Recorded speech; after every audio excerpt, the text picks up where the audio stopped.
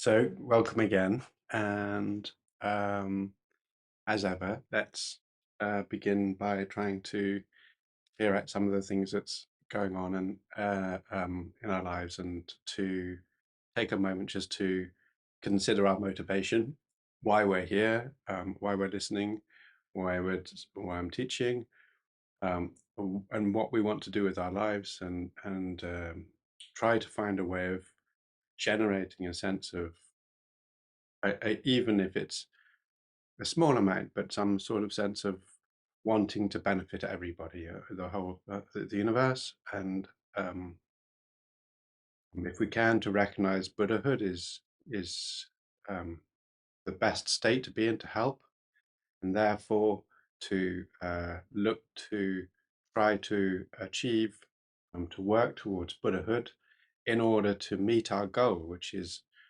to benefit all beings. Um, I think that's good enough.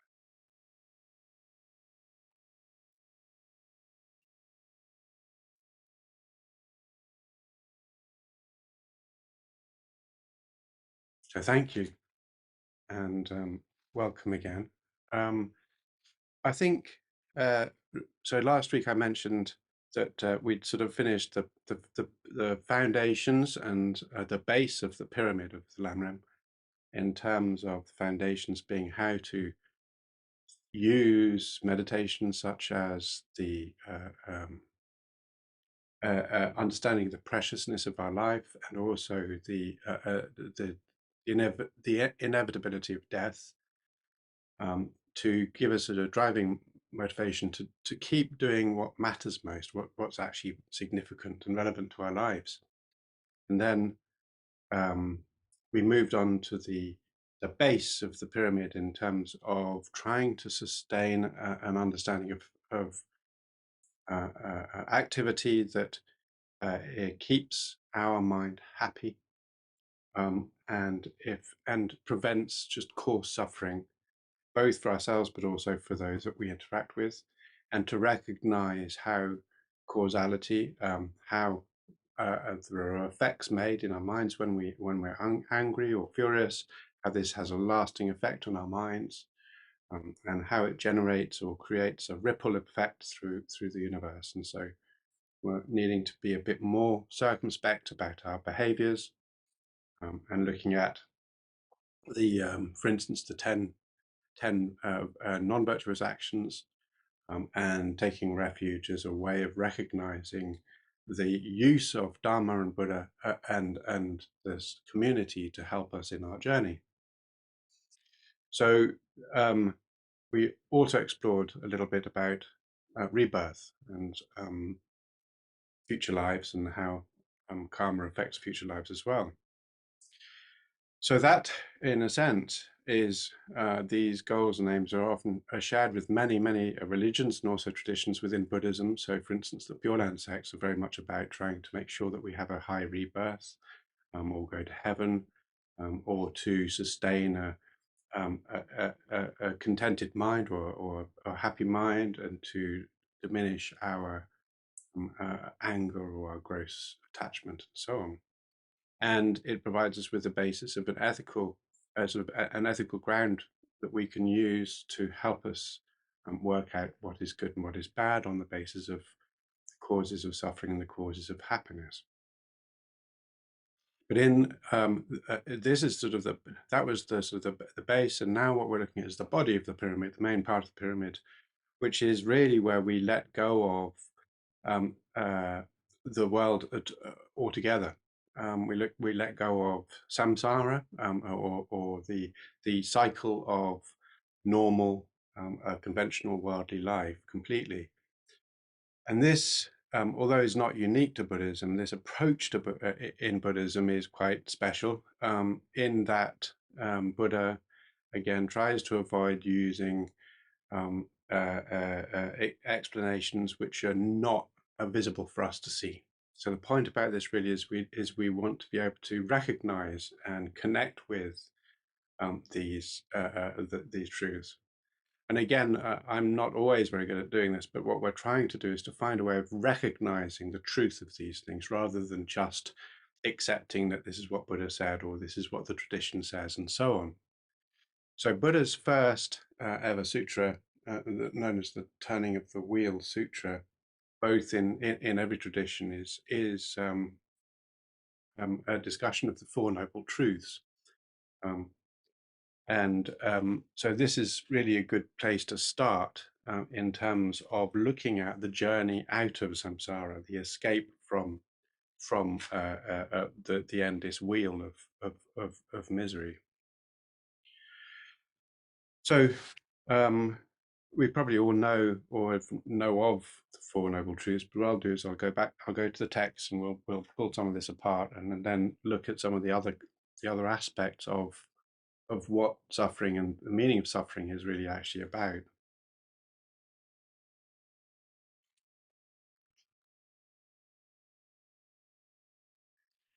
So he says, Lama Tsongkhapa says, it's not enough to be satisfied with happy rebirths.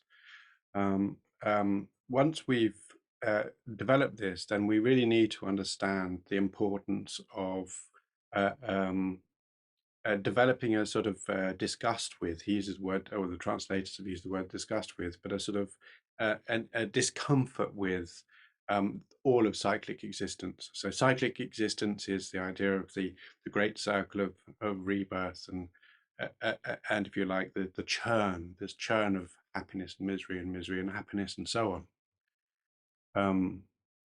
And he says this is also, once we need to be able to achieve this understanding, the base scope, in order for us to develop the bodhicitta and the bodhisattva path, which allows us to become a Mahayana practitioner.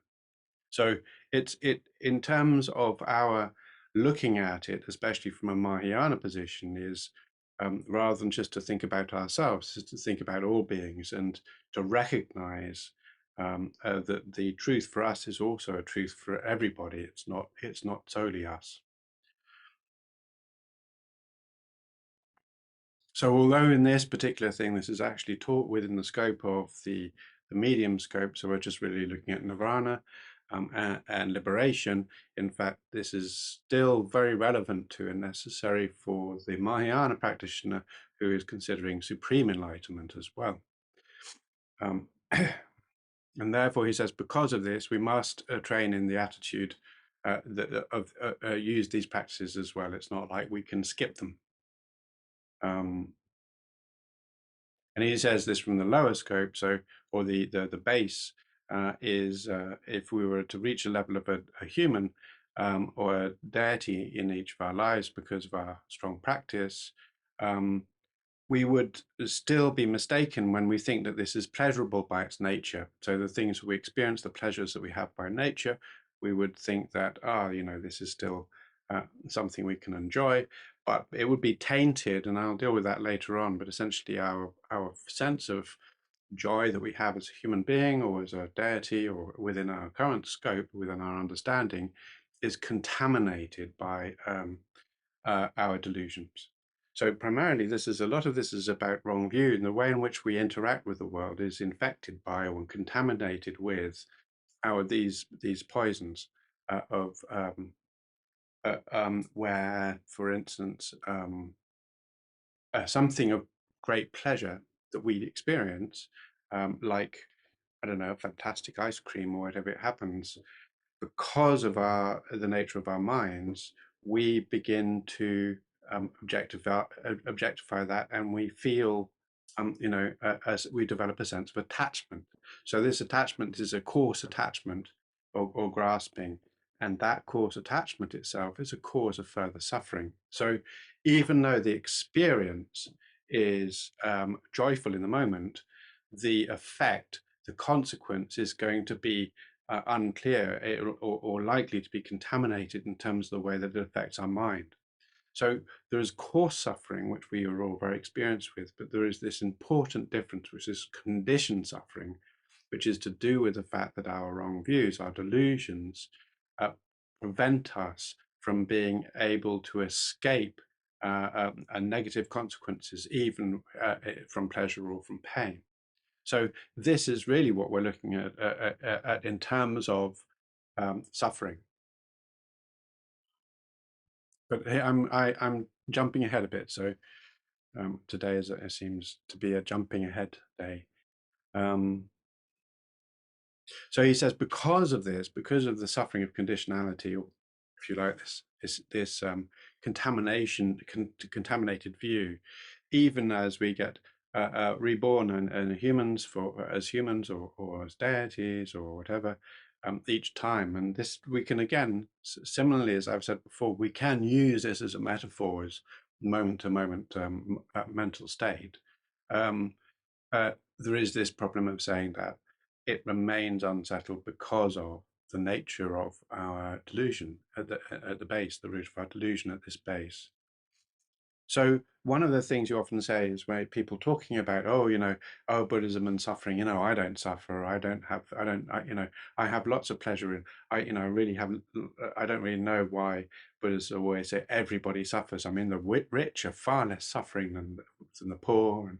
And it's like, well, actually, suffering in this context is actually far more subtle than that. And the rich, the consequences of their delusions, for those who are deluded, suffer all sorts of ramifications because of that contaminated mind.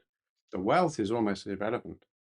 So being wealthy or famous, or all of these wonderful qualities which are recognized as wonderful, good qualities within Buddhism, within Lamrim, being a king or being able to do these things empowers us in many ways, gives us a huge number of freedoms and opportunities that are otherwise not there.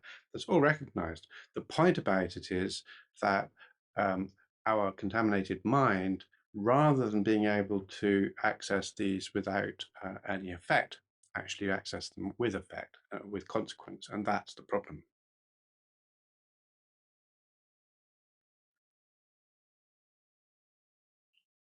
And he says, because of this, in the end, things go downwards, they slip, they fall apart. And in the end, therefore, there's no guaranteed safety there. And he says it's like a human lifetime is like resting on a precipice or a cliff just before, if you just sleep and you manage to roll over the wrong way, all the way down. Yeah. So you see those films of people climbing on mountains, and they have these tiny little tents, but they're very, very careful that they don't fall over when they fall asleep. They have sides to them. And this is like, yeah, you don't have a side there. It's just, what are you going to do? And then he quotes engaging in the Bodhisattva deeds, Shantideva's work. After repeatedly coming to happy rebirths and experiencing much joy, we die and we fall into protracted and unbearable suffering of the lower realms. So this is an inevitability because our minds are unstable.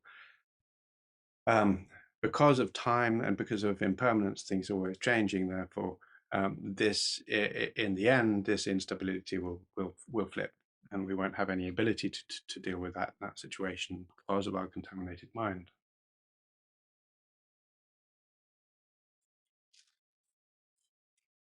And Chandra Gomin, again, he cites from Letters to a Student, you who whirl continually or constantly in cyclic existence, you enter a happy realm, mistaking mere calm for happiness. You will certainly wander helplessly through hundreds of like and unlike realms. In other words, we might have a moment or a few moments respite. Only a moment in here is a lifetime. But in the end, we're just wandering around. So he says we've got to try to recognize the instability of our current state, and therefore, and once we do, we become disenchanted by. I think I prefer the word disenchanted to the word that was using earlier on. But disenchanted with the happy realms or the happiness in our lives. Not to sort of become miserable. In fact, quite the opposite happens. Again, rather like with death awareness. When we accept the fact that we die, there's sort of a fear is lifted. So this is again one of the great advantages of meditating on death awareness, is that it frees us from the fear of it. Sort of like um, sort of modern ideas about phobia is that when we run from it, then that phobia remains large and strong. But when we meet it in the eye, we examine it and acknowledge it and become aware of it, it diminishes and ceases to govern us. And likewise with death awareness, we talked about this last term. So last semester is essentially with death awareness. When we recognize it, we become free of its constraint. Likewise, when we begin to recognize suffering and the pervasion of suffering in our lives, rather than us becoming miserable, we become more aware of um, the basic fact, and therefore we have less of a sense of entitlement. We have less of a sense of expectation that things are going to go well. And when things go well, we're sort of almost surprised rather than the other way around. So our attitude of expectation of, thinking that things can't go well or things don't happen to me is diminished by our understanding of suffering and the suffering nature. But at the same time, there's also the ability for us then to begin to recognize it. When we recognize it, when we actually see it clearly, and we recognize that this contaminated mind, the engagement of our world, or of happiness and suffering with our contaminated mind that believes in the ability to grasp at, hold, or to reject and throw away this strong attachment and aversion. When we see that, then we begin to also recognize that, as I said earlier, all beings are like this. And when we see that, then we can really develop proper Buddhist compassion.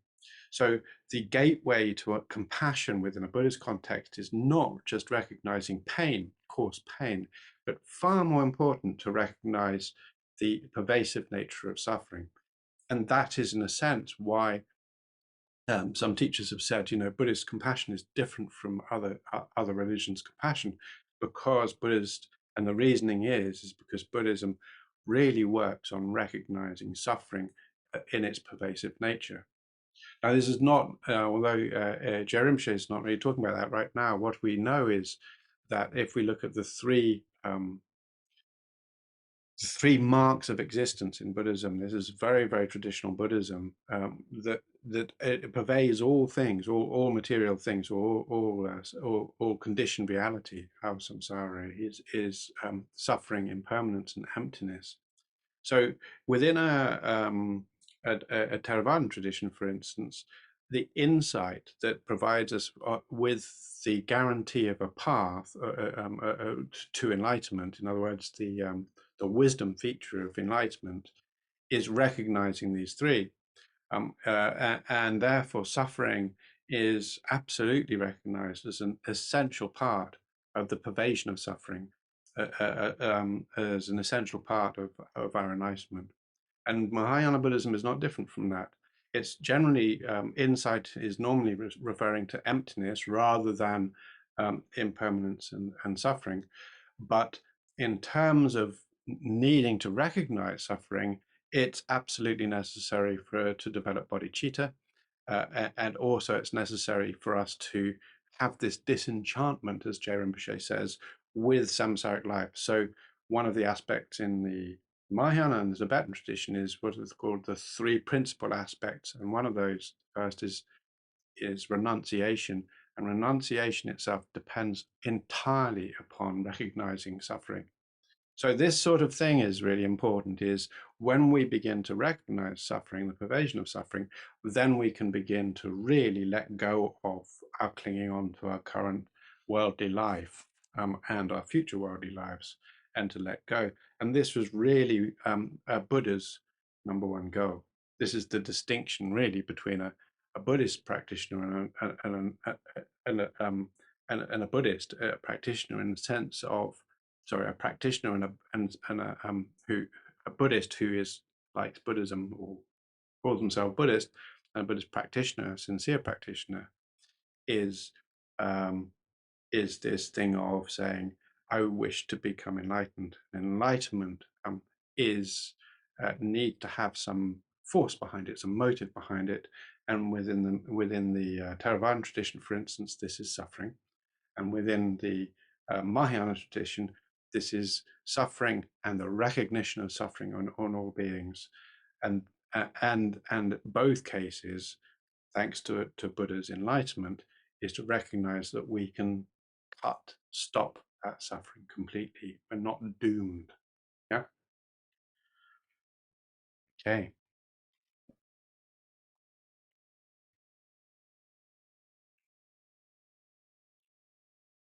And then Aryadeva, he cites Aryadeva again, 400 verses. He says the high states, the high states, like being rich, famous, being wealthy, being able, being beautiful, all of these things, but also being human, being a god. High states frighten the wise as much as hell does. Rare is the state of existence that does not terrify them, because they recognize that it doesn't matter. While contamination is present, these all lead the same sort of way.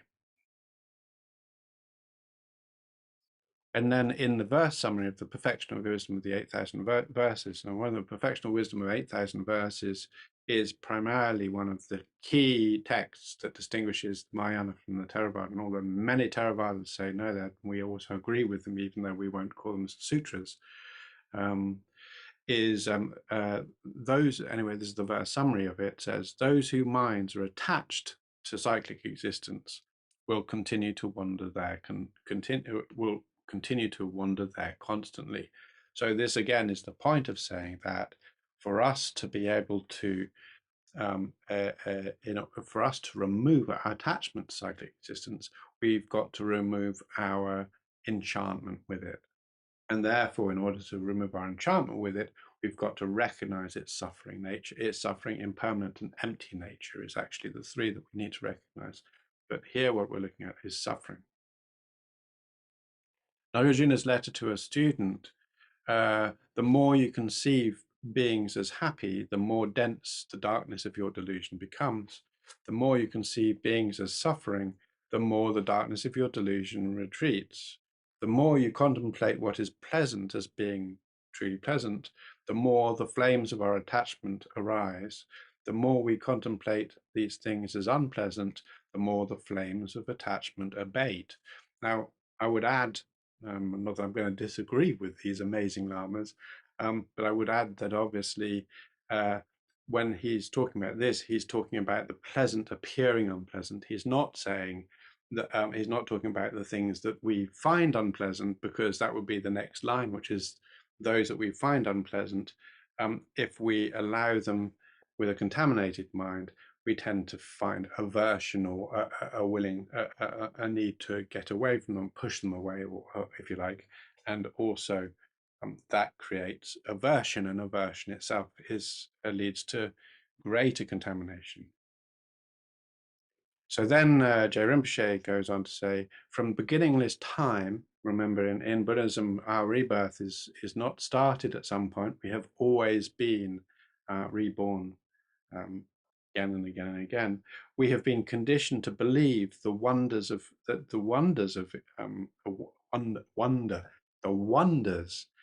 cyclic existence as sources of happiness and misery, and because of this, we have habitually projected upon them a false image of beauty and ugliness, right? So this is like when we see something we think is a source of happiness, we have this idea that they're wonderful, beautiful, or lovely, and when we see them as sources of misery, we do the opposite.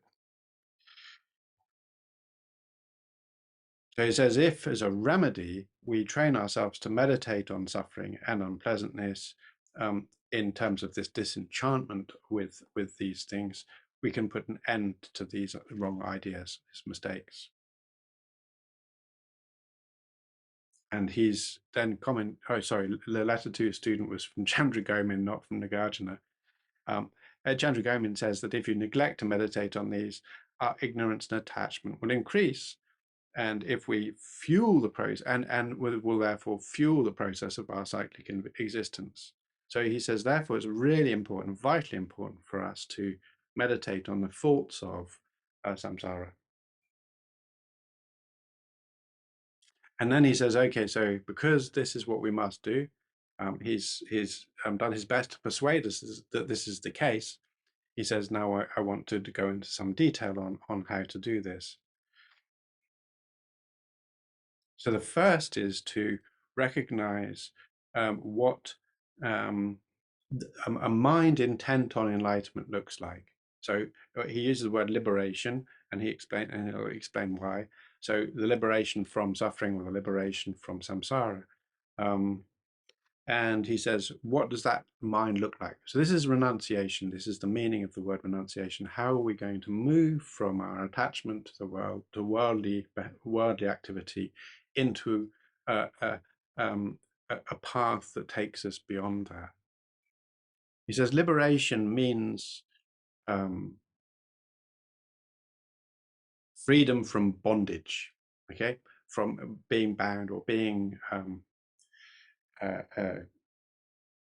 restrained, yeah, being disempowered. Being disempowered, this is not what he says, but he says bondage. But the point is, we're talking about just in the same way you can be liberated as a nation, you can be liberated as a prisoner, you can be liberated from bondage. And in this particular case, what it is that binds us, what it is that holds us, what is that contains us or prevents us or disempowers us, to the prison, which is cyclic existence, which is samsara, is karma and the afflictions. So he says it's the afflictions being these poison, these delusions, these mental states which cause that keep us in samsara. Why karma? Because karma is the causes that then lead us to have the same sorts of habitual nature and the same sorts of problems from life to life. So it's the karma that is primarily the fact that our journeys are non-random, and what we do from moment to moment is affected by our prior actions, and also what happens is that we continue to encourage worldliness, yeah, in around us. So the causal spread that affects others is likewise one that it has this contaminated nature, yeah. So he's saying that primarily these two, karma and the afflictions, are the two bonds to samsara. And I agree, I recognize that. Under their power, the aggregates are born in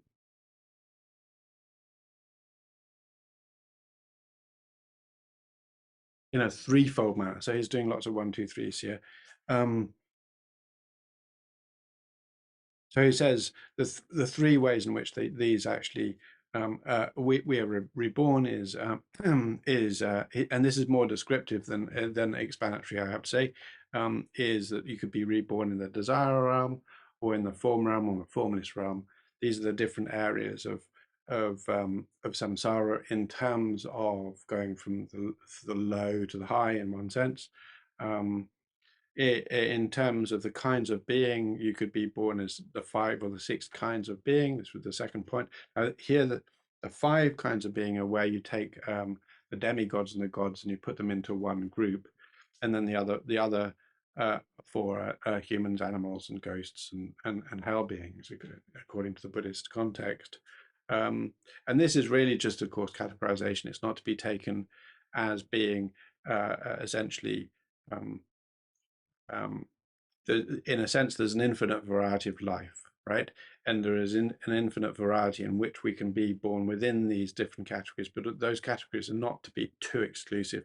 I'm not saying this in terms of saying I know of other types of being, but in terms of we need to remember that these are generally classifications based upon certain abilities or capabilities, such as human realm have the ability. Humans are beings who have the ability to achieve enlightenment, and that's not therefore they're not just, you know, Homo sapiens sapiens. There are actually other beings, or if you like, that have this ability, and then they would be called humans.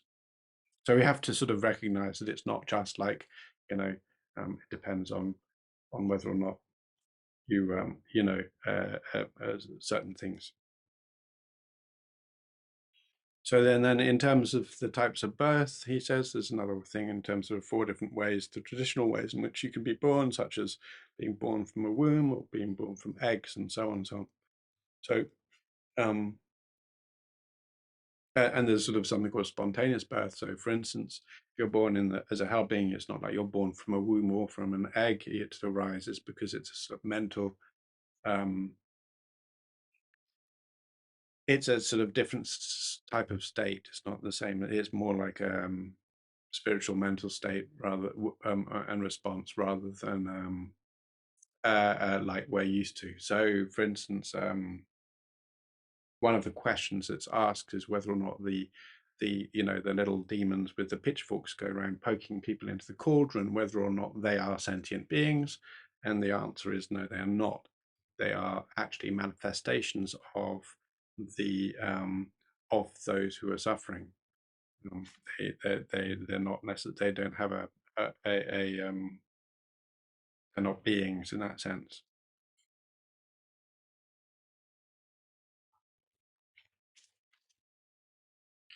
So he then says the thing is essentially,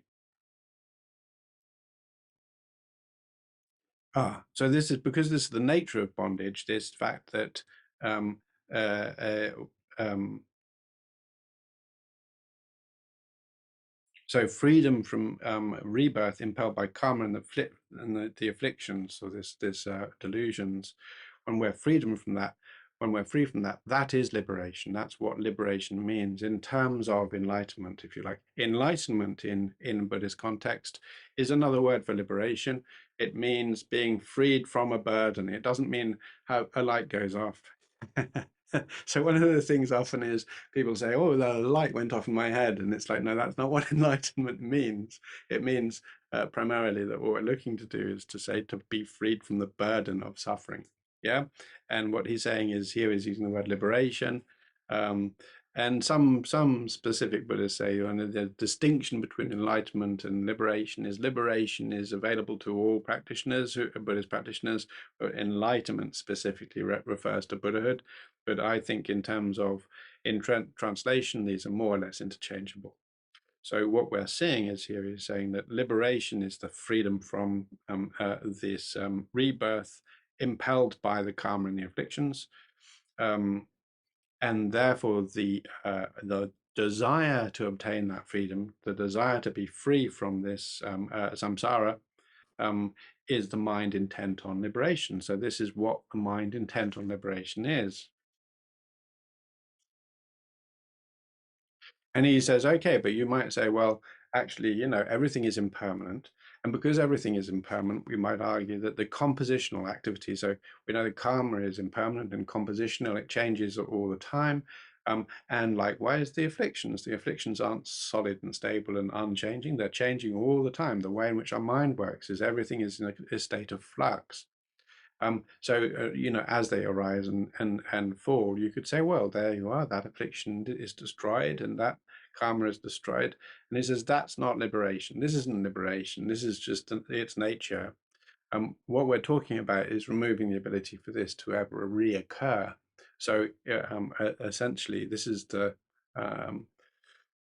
what is known as a cessation, or as the stopping used in, or the blowing out. These are different words used or found in Theravada as well as Mahayana traditions, where what we're saying is there is no second moment to this delusion no longer arises.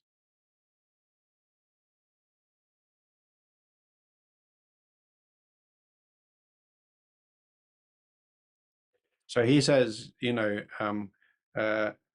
said, if such this change were considered to be liberation, then it would follow that everyone is liberated because we're all subject to impermanence, right?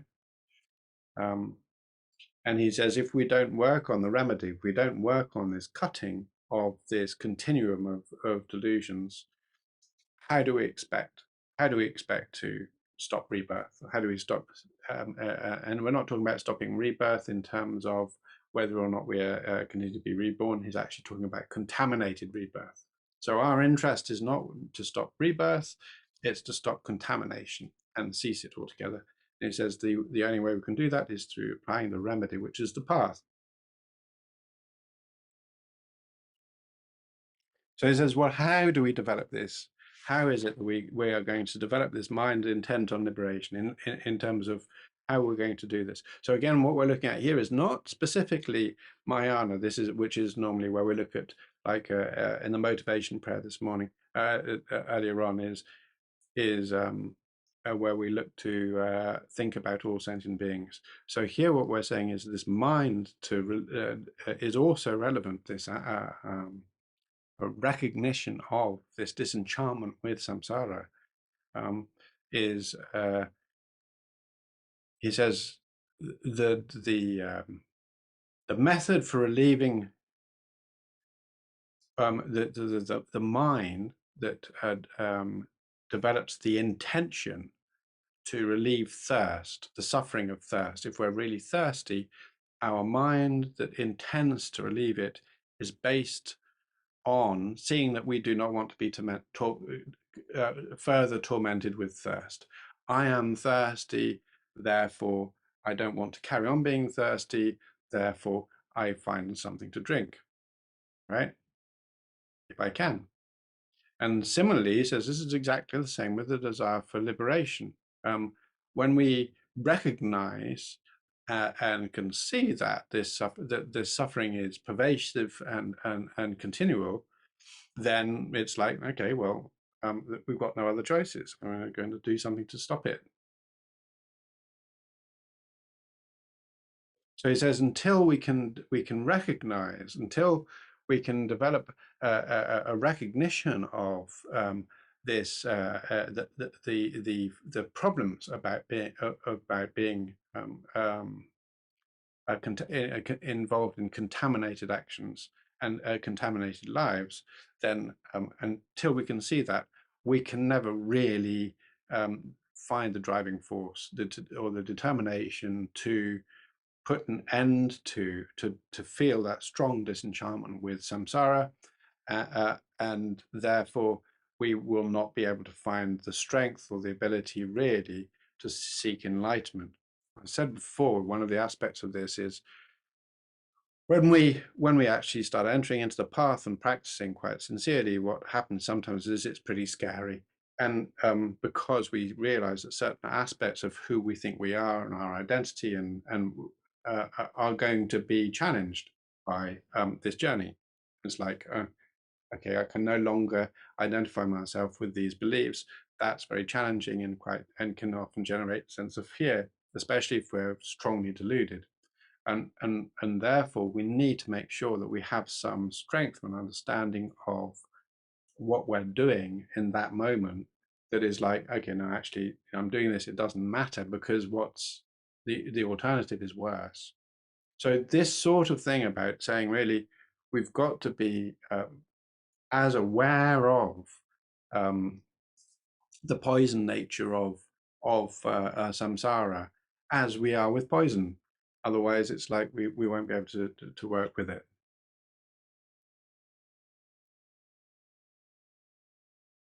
And he cites Jerem Shea cites the 400 verses again. How can we, who are not disenchanted with the world, appreciate peace? It says samsara is like home, like a welcome home. It's difficult to leave it behind. That's absolutely right. It's we are very comfortable, often feel very comfortable in ourselves and our situation, and it's hard to say, oh no, this is all rotting, or like in the fire sermon, a very traditional fire sermon. The sermon was used a lot by T.S. Eliot. It's all on fire. Everything's on fire. We can't see it. We can't recognize it. We're just playing in fire, not aware of the fact that what we're doing. So he says, then what we need to do is to actually start thinking about recognizing the need for developing this mind, but also to um, use that in terms of work on how to do that. So we know now that what it is and how we need to develop it. That we need to develop it, and now what we want to do is to work on the actual practice of developing this mind of intention on liberation. So one of the aspects of this, which is going to be dominating the next, probably the next, this session and the next session, is concerned with recognizing the truth of suffering and the faults of samsara.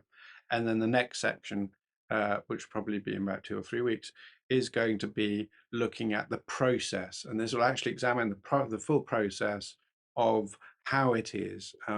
And while he was very brief about saying it's karma and the afflictions which keep us bound, the next part is to show actually the mechanism by which this happens. Very, very careful, very, very precise and subtle.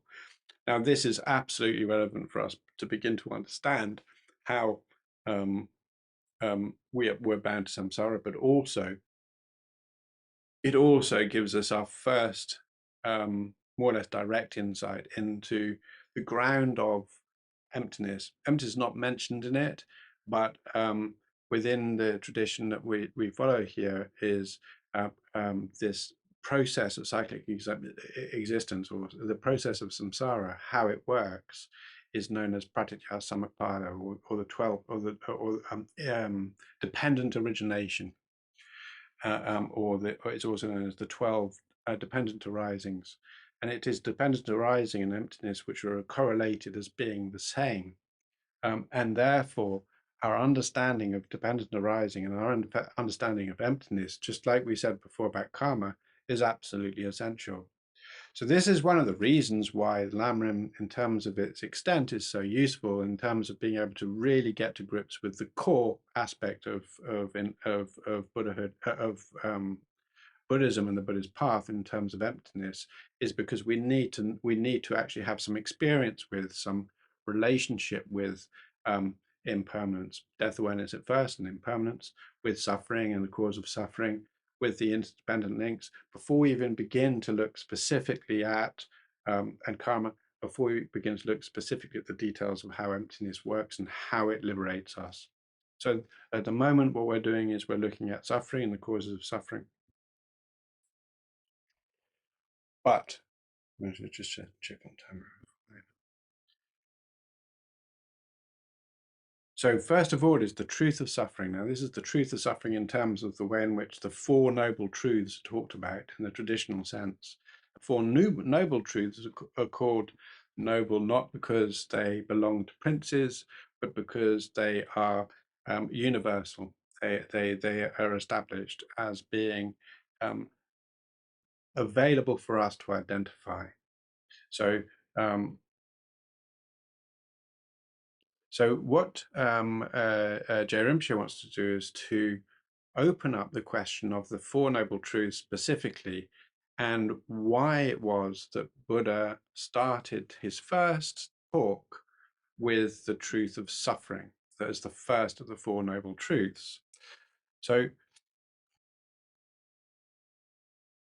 the question has been asked, and again, is the origin of suffering, which is the second noble truth, is the cause, right? The origin of suffering is the cause, and the suffering is the effect, the consequence. So why was it that Buddha chose to put the effect before the cause? Yeah.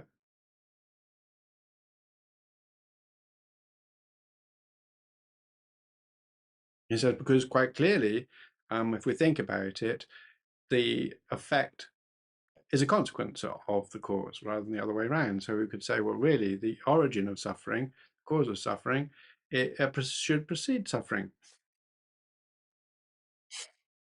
Instead, he said, monks, this is the noble truth of suffering, and then this is the noble truth of the origin or the source of suffering.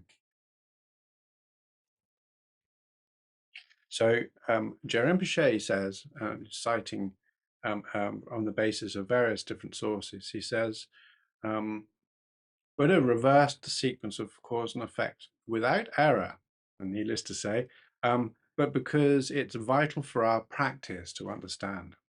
And he says, well, why is it vital for us to understand in this order in terms of our practice? So if we don't develop a determination to liberate ourselves from samsara first, then we would cut the basis of our practice. And so then how can he continue to present the path to liberation? So if we cut at the root of liberation, then how are we, the root of our practice, then how are we, he's going to lead us to practice. Yeah. So therefore, in the beginning, the darkness of ignorance enshrouding our minds um, is very easy for us to mistake and the wonders of a psychic existence. Things look great, we're happy, everything's good, right? And when we do that, we don't recognize that its suffering nature as we see it as being happiness. And this is, again, he cites 400 verses, which goes, fool, if there is no end whatsoever to this ocean of suffering, why are you who are caught up in it not afraid? So by saying that in fact samsara is not happiness but is suffering, and suffering is pervasive, the Buddha explained many forms of suffering and led his disciples to become disenchanted with the suffering, and then was able to recognize it as suffering. So this is a necessary precondition to being able to continue to actually feel there's any need to do the practice. And so this was why he chose to talk about the truth of suffering before its cause. So when we recognize this, when we begin to recognize the pervasion of suffering, we begin to feel drowned in it or submerged in an ocean of suffering in this sense. And then it's like saying, well, if I wish to be free from this suffering, it's time for me to counteract it, to swim out of it, if you like, to take on that journey. We also recognize that there's absolutely no way that I cannot stop it unless I start doing something about it. Just lying here in suffering, being involved in this swimming of suffering, both internally and externally, is not going to counteract its causes. They're going to continue. So then when we begin to investigate how to get out of this ocean, this great big mire, this ghastly, stinking shit pit in one sense, of which we are too, we're just all in this sense made of shit, if you like, then it's really relevant for us to begin to examine and find um, uh, what the causes are so that we can be free. And therefore, this is why Buddha consequently talked about the truth of the cause of suffering. So he says, as we understand the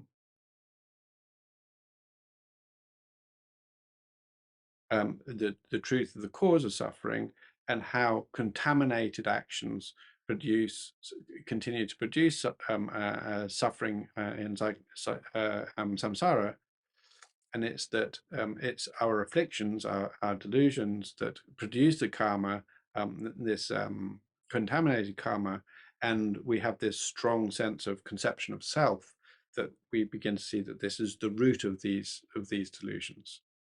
We'll deal with that later on. When we can see that we can eliminate the conception, this coarse conception of self-existence, we will then work to cease that particular delusion. And by doing that, we cut, we stop, we become uncontaminated, and therefore we stop the path to the cycle of samsara, and we are able to sustain a stable mind and be free from suffering. So He taught then about the truth of the cessation. This is what happened next. So he's saying when we recognize that there is the ability, having seen the cause, that we can cut that cause, this gives us cessation of suffering. That follows. So then somebody asks, one of his annoying students, he says, well, if teaching of the truth of suffering promotes the desire for liberation, why didn't the Buddha then talk about the truth of the cessation of suffering immediately after talking about that? And he says, there's no mistake. The Buddha didn't make a mistake here. Why? Because to the point that we recognize the truth of suffering, we have desire for liberation and think, if only I could find a way of dealing with this. But if we haven't identified the cause, we don't know what to do. We don't know what it is and or what that would look like, right? So we then need to say, I've got to first of all find the cause in order to begin to realize and recognize a cessation, this cutting, this ending of cessation is a word that's used a lot, and it just means to stop, permanently stop, finish forever.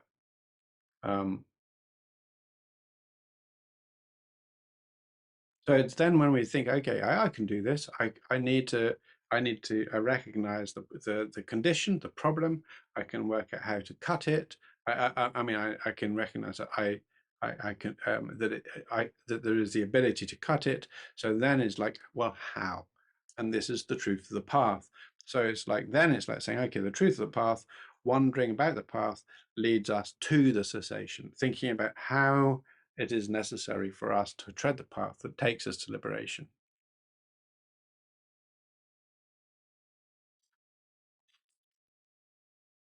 So he says this is the way in which the Four Noble Truths are taught throughout all of Buddhism, both the all traditions of Buddhism, and doesn't matter.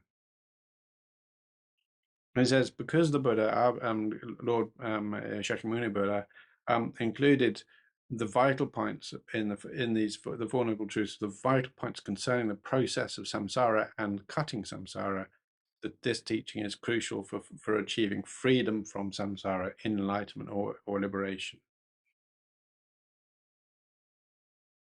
He said, it's really good, it's necessary and useful to teach it in the order that it was given. It makes sense because it helps us. It is a progression, sensible progression that works in accordance with what is necessary for the student to recognize the suffering, to then think about the cause of suffering, to recognize that there is therefore liberation, and therefore to develop an interest and a motivation to follow that path. So that the path to cessation. So it's like a very sensible order.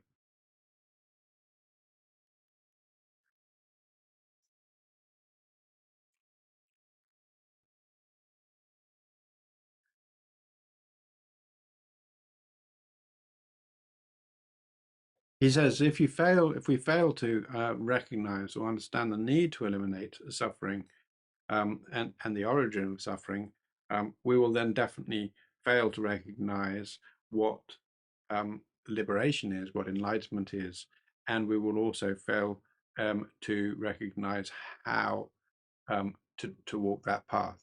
So that this is really, in a sense, when we begin to understand the Four Noble Truths in terms of how they work, what they are, then the path, we can be far more, if you like, creative about understanding how the path works because we can see it. Yeah. So initially we can't see anything. It all seems like completely strange or very Buddhist and some great ideas, but don't really work how they fit together. And as we begin to recognize how these things fit together, then we're able to see them. And then when we're able to see them clearly, then we know really how these mechanisms work. And then we're able to at least understand and explain it. But it doesn't necessarily mean we're practicing it. So when we begin to practice it, then we get some real experience of it. And as we get some substantial experience of it, then we can see much, much more clearly how these things work, right? And then eventually, of course, the purpose of why we're practicing it is not just to be able to understand it for ourselves or to explain it to others, but so that we can actually free ourselves from suffering. If we can't free ourselves from suffering, again, from another text, it's like saying, going back to the fire sermon, if we're in a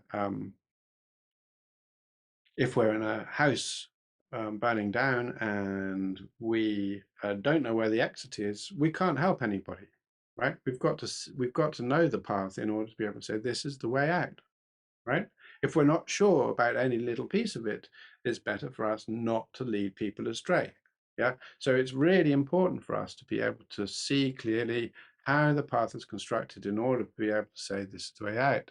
Then, of course, if we know how the specific cause of this, we can do with there's no doubt, no certainty whatsoever. Yeah. It's better to have been out, if you like, been out and back again, to be able to say, look, I've been out. This is the journey. This is how to get there. Definitely.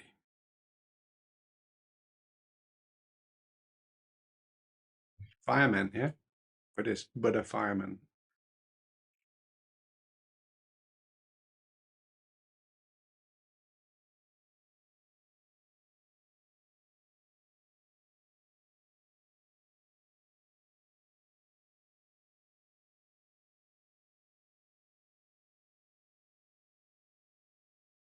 So it says the actual meditation on suffering itself has particular different approaches.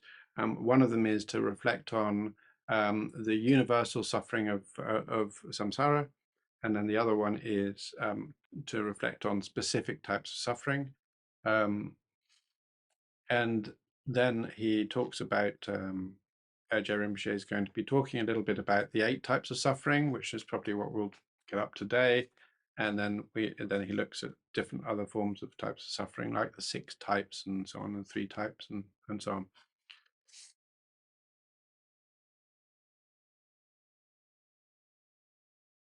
So he says, okay, I mean, initially what we're going to be doing is looking at ways in which we're talking about coarse suffering. So up to now, mainly what I've been talking about is conditioned suffering. Conditioned suffering in the end is really the easiest point for us to understand. Not the easiest point, it's quite hard to understand, but it's the most pervasive and probably the most important for us to understand. But at the same time, is to say what we've got to do is to recognize that regardless of where we're born, regardless of what's happening to us, we will still be suffering at times in quite intense manners. And therefore is to recognize the fact that we have not escaped suffering. So this might, for us today, might be a bit too obvious, but what we've got to remember is that if we're children or whatever, or have less experience, then we might not necessarily be aware of the amount of suffering that is present in our lives anyway. Yeah. But we only really have to open the door or to listen to the news or to look at the disadvantaged to see all sorts of suffering all the time. The thing that is difficult, again, is to recognize where the cause of suffering is. And it's very easy for us to mistake the cause of suffering. And this is what really a lot of this is about, is to say that we often think that the suffering is caused through poverty. And in many ways, it looks that, or other things. And actually, in many ways, that's not necessarily wrong. But the point about it is it's not the cause, it's the condition. So the condition for this is to do with such and such, but the cause is to do with the way in which our karma, if you like, our minds have dealt with it, and also how we respond to it. So given the same stimulus, 2 different people have different experiences with it against their experience. We know clearly that somebody who does not have an expectation for suffering in a given situation will have a stronger response to it to somebody who is expecting it. That's why you can see a child being stung by a stinging nettle is going to suffer far more than somebody who's used to stinging nettles, to the point where if I get stung by a nettle, it's sort of not very important. It's not just to do with the nerve endings, it's to do with my understanding of what the consequences are. If I'm going to pick up a nettle or put my hand in a nettle, it's going to get stung. So Um, if the cause of the suffering was in the nettle, the experience would be the same for all. So we can talk about the cause in terms of and circumstance in terms of experiential result rather than just necessarily in terms of it being, well, that's what stung me. It's like, but my response to that stinging is very distinct. And in the end, what we're talking about is the suffering nature, not necessarily just the interaction. Yeah. So it's the suffering of it, not the event. So I could argue that the cause of the point of the in terms of the circumstance, the immediate cause of the poison in my skin is the nettle, but the way in which I respond to it as suffering changes according to who I am.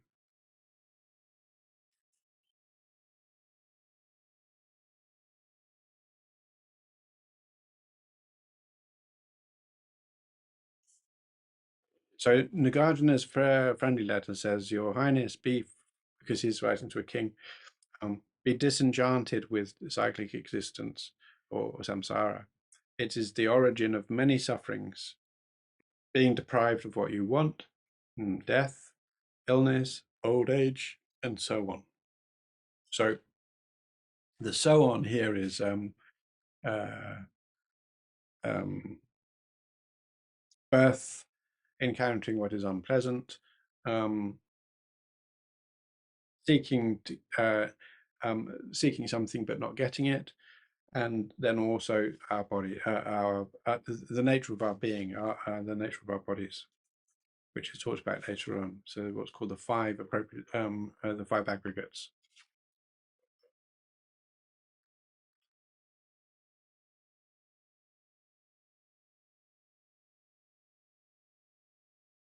So Buddha taught these eight in many different discourses and many sutras. When he was working on helping to identify the truth of suffering in the course, at least in the course sense.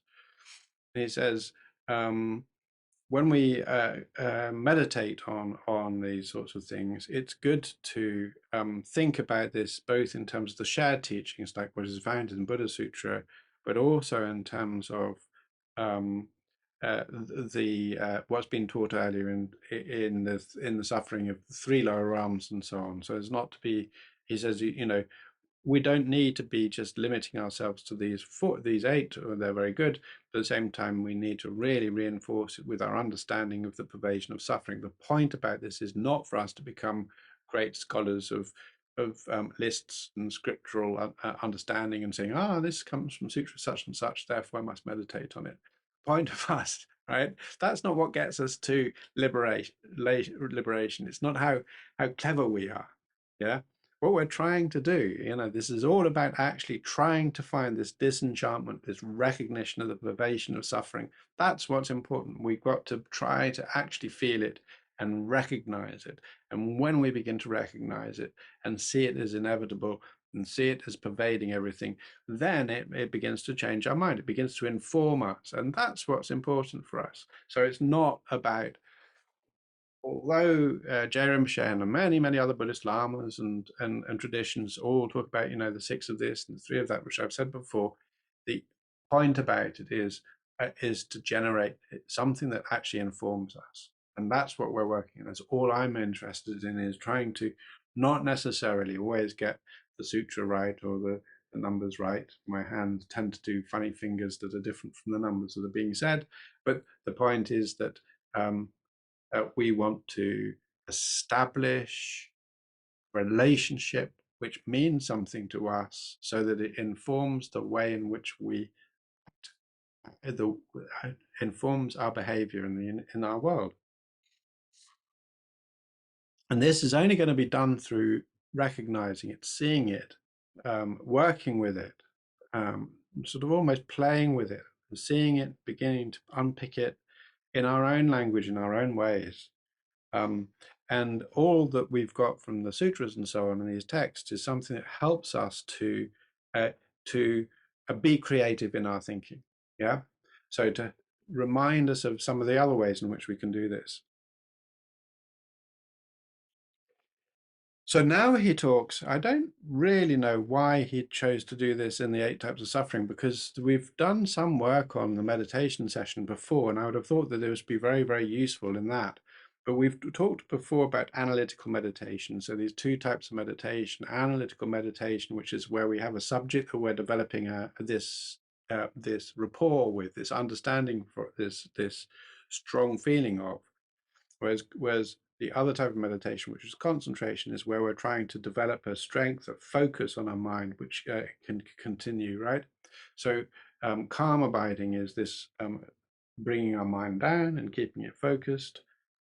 And then analytical meditation is using that calm mind to work out, to develop an affiliation with, to concentrate, to understand, and to change our minds, or to train our minds to understand something clearly that begins to affect us.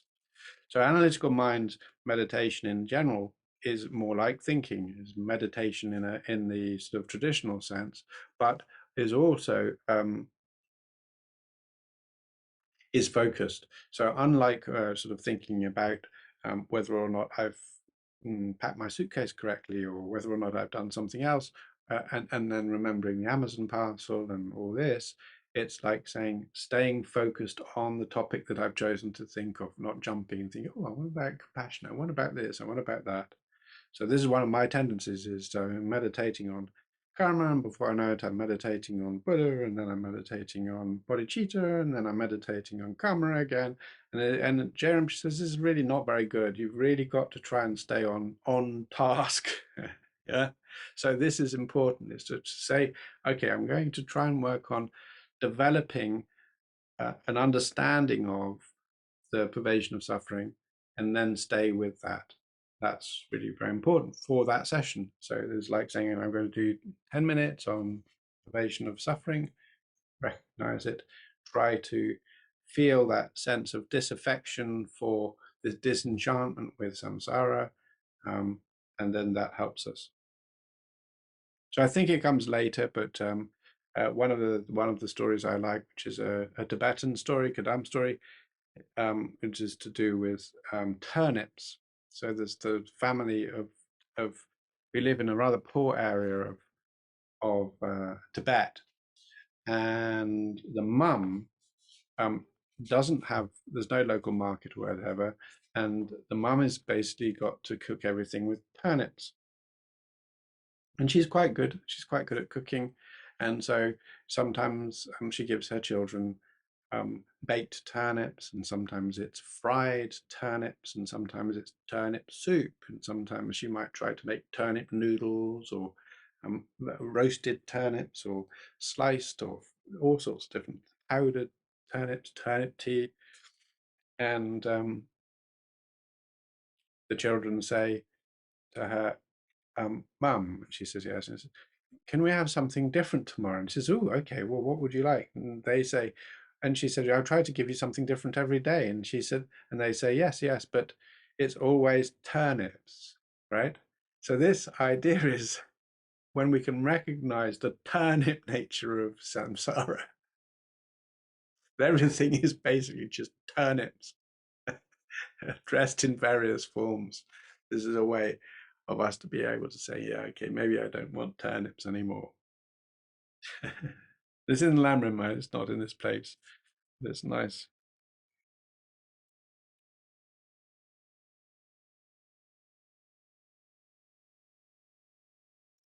So he says,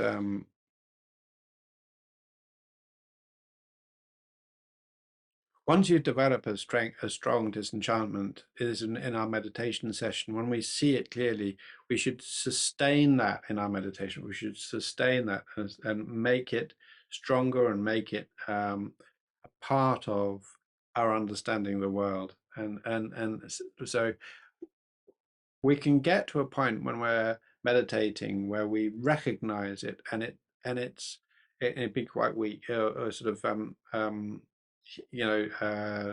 temporary, or coming and going. And what we're wanting to do is to see it, find it, that recognition of pervasive suffering, and then to sustain it and let it become more clear and more informing. And then when it does, we can then begin to reflect upon it in a way of thinking, okay, well, what isn't, right? So what isn't? What isn't? We find nothing isn't. So it's like, okay, and that helps us to make it stronger, and looking in our minds and our body and thinking about our experiences and thinking about other people's experiences. This helps us to develop this strong understanding of privation of suffering. Once we develop a strong understanding of suffering, the privation of suffering, we naturally have an interest in being freed from it, finding a way out of this shit pit, or out of the, if you like, out of samsara. As we do that, then we begin to recognize that everybody has this. So this development of compassion, strong compassion arises. And with it comes almost an acceptance of the fact that everybody's wandering around with not everybody, nearly everybody's wandering around with deluded minds. And because of that, we begin to feel a lot more empathy for them, recognizing not that what they're doing is, in a sense, is being driven by faulty mind, right? Rather than, they did that, nasty them, I don't like them, they didn't do that properly, but to recognize that they didn't have as much freedom or choice as we imagine that we have. And likewise, because of that, because we're being pulled around by the nose by these faulty views, these faulty delusions, then this begins to help us sense that we keep on blaming them, but actually we should be blaming the delusion that's leading them all in these directions. When we begin to recognize that our enemy is not just our own delusions, but it's delusions across the universe. So when we see that, when we see these ideas of saying that we're disempowered, incredibly disempowered by these views that lead us into mistaken action, then we no longer feel antipathy or anger or fury or disappointment at those people who we've been engaging with. So as I said earlier, is that when we begin to recognize both suffering and the cause of suffering, our minds become far, far more, just even at an intellectual level, we find ourselves far less antagonized by people around us. And likewise, we are less swayed by what they're saying. We already become a little bit more free. So that allows us to feel that our tensions and our furies or our disappointments and so on become looser, and we become more gentle or more able to address them in their own language against their own needs. This even at an intellectual level, even when we begin to understand this, then even if we can't always relate to it immediately or experientially, this really does begin to help.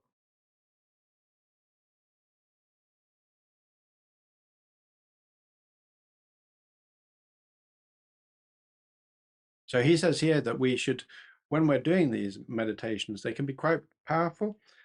And like our minds can go up or our minds can go down. We can feel quite miserable. We can feel quite hopeful. We can feel, oh, I'm really connected, um, and and that can go different ways. But when that happens, what we've got to do is to try to keep a stability and let the emotions wash through us, not to get too involved in that. It doesn't mean that we're enlightened or anything. What we're trying to do is to sustain something in a way which informs us.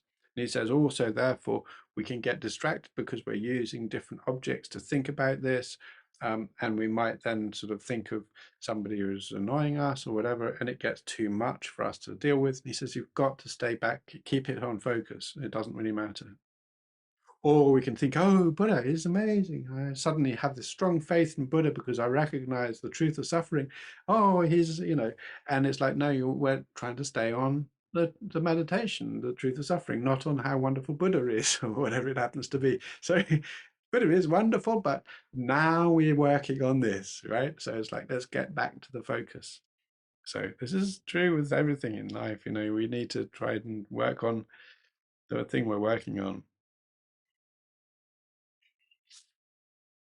And he says often also, if you get sleepy or lethargic or whatever, then it's best really either to stop the session, do some exercise, take it out, or to wake yourself up if you can. Try and re-energize yourself, and to keep your meditation clear and strong.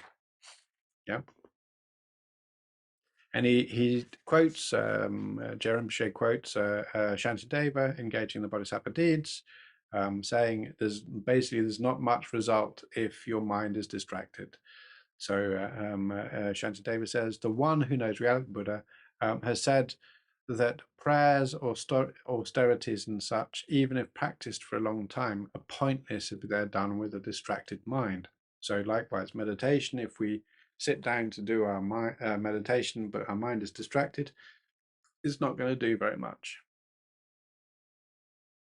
Which is sort of a shame, really, because it's not particularly easy. But that's, our experience will show that in the end we have to really a little bit to keep on task.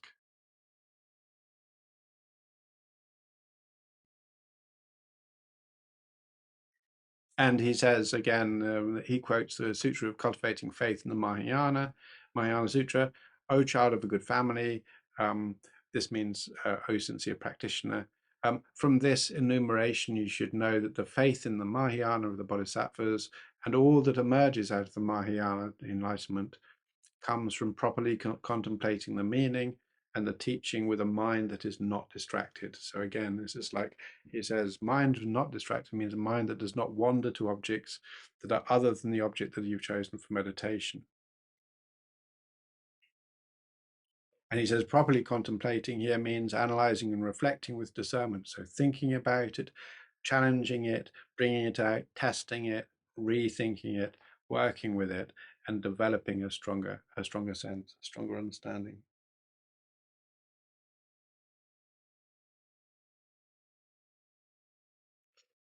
So he says, he then actually says there is a sutra, the Sutra Unraveling the Intended Meaning, which says, meaning rather, not meeting, meaning, says, Maitreya, you should know that all the virtuous qualities of the practitioners, bodhisattvas, shravakas, and so on, result from meditative serenity, a calm mind, and insight. And he says, well, I think really, and it's sort of is rare for Lama Tsongkhapa to sort of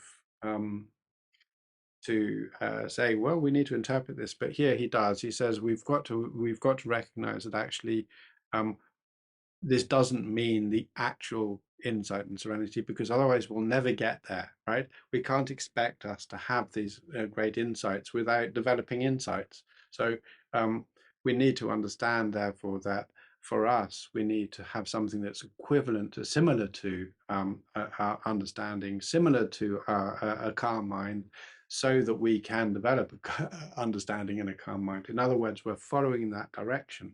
But he says you don't need to have you don't need to be perfect in order to develop perfection, right? You need to be aware of the fact that we are students and we're training.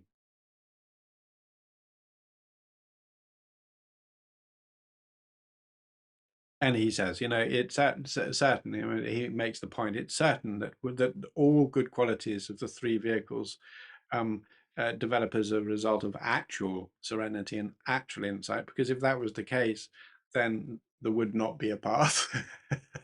Because the path is what we're trying, actual serenity and actual insights, what we're trying to develop in the path. So therefore we'd be stuck.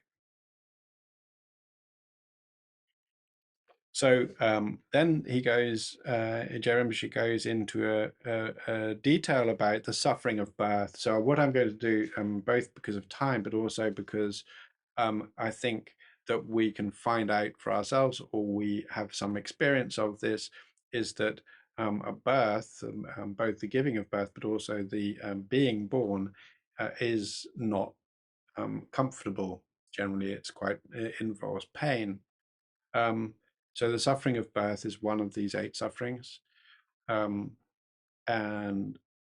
there's a lot of sort of 14th century science here in terms of this, but there's no doubt in terms of most of this that it's still true. I mean, I don't know whether or not the biological aspects of this are true, but in terms of um, some of the ways in which birth is suffering, is recognized as suffering in terms of the fact it's associated with pain, because it's associated with being born into a samsaric environment with a samsaric body.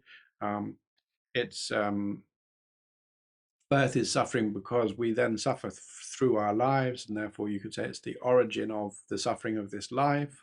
Um, birth is suffering because it is only through being born that we are able to activate our afflictions, our delusions, and our mistakes. Um, and also because birth is the only way in which we get to die. So birth is it gives us the inevitable consequence of death, and it's in these sorts of ways that we can argue that birth, not just in terms of its actual suffering, in terms of its nature, but also in terms of the consequences of birth, that it is a suffering. And then he talks about the suffering of old age. It's really good if you're not old or you're not elderly or you're not sort of even beginning to be old to talk with old people, because then it's really clear how much suffering is involved in old age, not just to do with one's appearance. This is often the first thing that many people realize is I don't look as beautiful as I used to look. Um, but but also our physical strength and our vigor deteriorate, our senses deteriorate. We start needing to wear glasses. We can't. Sorry, what was that you said? All of these issues. Um, our enjoyment and sense objects fades, like for instance also food and drink, rather than it being, I remember when I was little I could eat anything and I could eat any amount of it and it was never a problem, and now it's like hard to digest even simple things. So these things, like suddenly all these allergies or problems that I never had before arise. It's hard for me to deal with that sort of stuff. This is and then again, we feel the cold much more easily, really very much more easily. Our sensation of time is diminished, so we think as we grow older, um, time starts to move much faster. This is one of the great problems that we have, is we think that, oh, I've got 20 years left, I've got 30 years left, and then actually what we find out is that what we think of as a long time because of our age, is it when we experience it is far, far, far shorter than we imagine. So before we know it, really, really quickly, we become elderly and very old, and then on our deathbed. The suffering of illness, there are very few people in the world who've never experienced, if any, who have never experienced illness. And of course, it breaks our functionality, prevents us from being comfortable in a very, very strong way. There's a degree of pain, imbalances going on the whole way through, a lack of interest in anything except for the fact that we're pain. We're not interested in what's going on around us. It's just all we can deal with is our illness.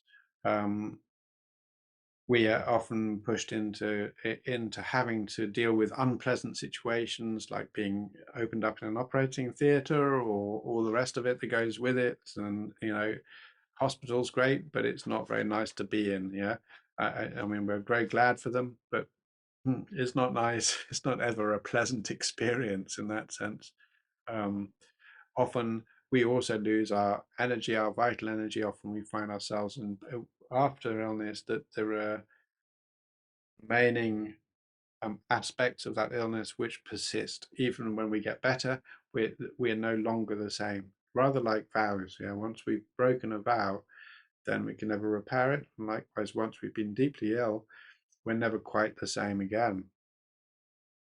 And sometimes, of course, it ends in death. So this is suffering of illness is very easy to recognize. Suffering of death, obviously, we're separated from our possessions, our relatives, those companions and friends who we love.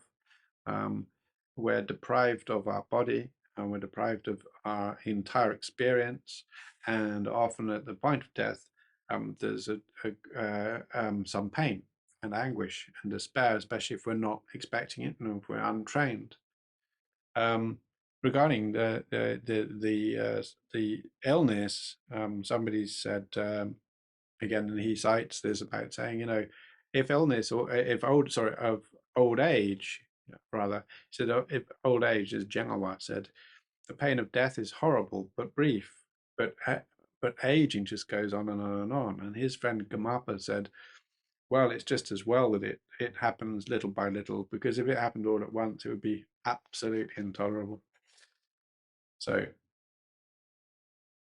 he said then also, like, apart from death, then we have also the suffering of encountering what is unpleasant. So this is where we have to deal with our enemies or those who dislike us or want to cause us trouble. We can often feel like we're not comfortable because we might be given a hard time by them.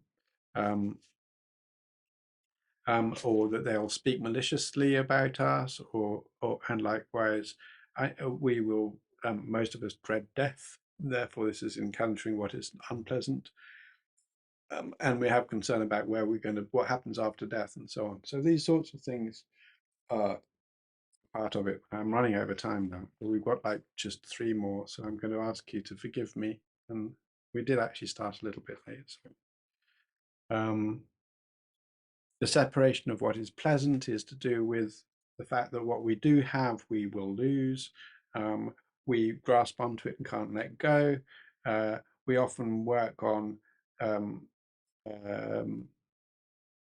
a sense of devastation when we lose a friend or in a divorce or a child. Also, then there's the suffering of not getting what we want, such as we might farm a field and hope for a harvest, but the harvest is finished, and so on. So these sorts of things, like we work hard in business and get no value, gets nothing from it. This sort of definite disappointment here.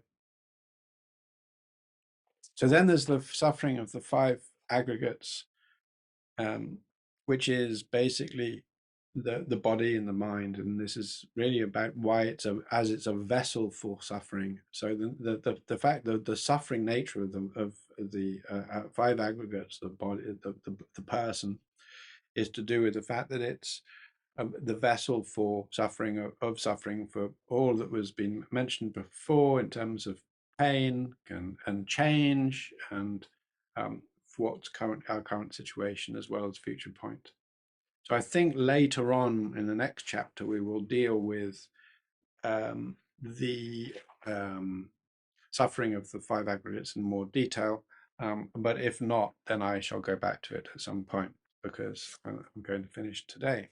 But that would be chapter 17, and we've been introduced to the 8 types of suffering, as well as the entry into the main structure of Buddhism, the middle scope, and the 4 noble truths. So we did a lot today, and there's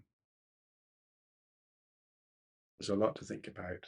But one of the things definitely to think about is how suffering and recognizing suffering is incredibly empowering in terms of our development of our spiritual path. So while it sounds very negative and miserable, in fact, it is the suffering is what gives us the truth of suffering, is what gives us the path. And likewise, recognizing the truth of suffering, pervading all of samsara, it is the basis of our compassion for all sentient beings, without exception, in the 3 times. So these 2 things then that gives us the ability to achieve bodhicitta, the bodhisattva mind, and become a Buddha. So the suffering sounds bad, and it's actually very, very useful, very powerful, very useful, very good. Okay, so let's dedicate the merit to trying to change our mind, to develop a sense of if we're able to feel comfortable with it, to develop a disenchantment with samsara or with the worldly life, and a sense of wanting to work towards enlightenment or beyond suffering, and at least to recognize how Buddha chose, Shakyamuni Buddha chose suffering as the path to practice. So from my side, I want to make sure that any benefit today, it helps me in my path to enlightenment to benefit all beings. Okay, and then let's just finish with a very brief meditation on, if we can, on thinking about the pervasion of suffering, and if not, then to think just to follow our breath.